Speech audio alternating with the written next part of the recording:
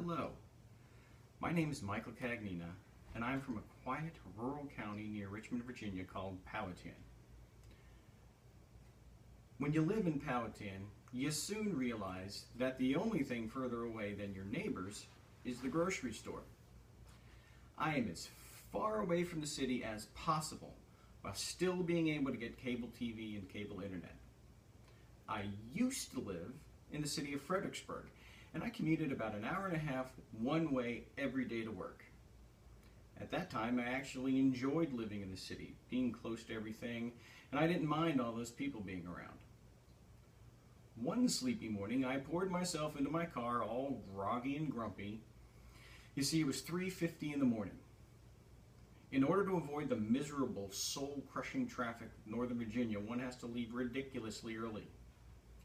I turned on the radio, and of course it's still the midnight DJs on the AM traffic station. And even though it was 3:50 in the morning on a Wednesday in Fredericksburg, the roads are not empty.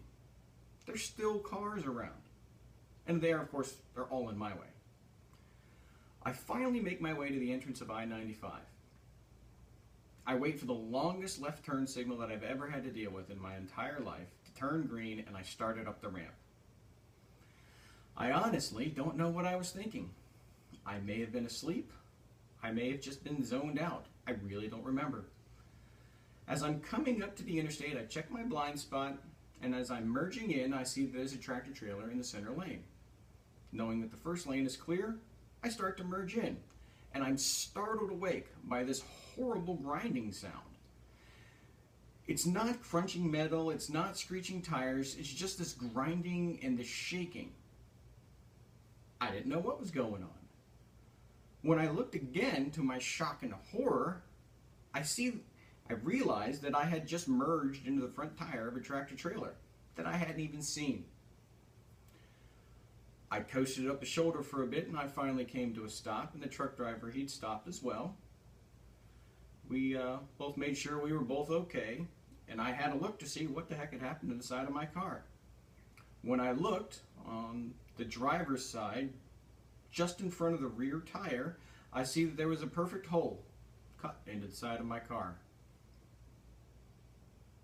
There wasn't a thing wrong with the tractor trailer, of course, except for all the little bits and pieces of the side of my car that were stuck in the threads of the lug nuts. The truck driver looked at me and said, "You know, you're lucky you didn't die there, buddy." Having no damage to the truck driver happily went on his way. Unbelievably, my car was still drivable. It hadn't hit anything. It didn't hit the tire, it didn't hit any of the frames. Aside from a lot more road noise, because there was a hole in the side of the car, there was nothing wrong with it. I still had to go to work, so I had 90 minutes to reflect upon how close I had just come to dying in that stupid car during my miserable commute at a ridiculously early hour in the morning, going to a job that I didn't really even like. I decided right then and there I wanted a different life. I started going to college, I started spending my GI Bill, and I started looking for a new job somewhere else, which I eventually did find. These days, I work from home mostly. When I do go into the office, it's a 12-mile drive and absolutely no traffic.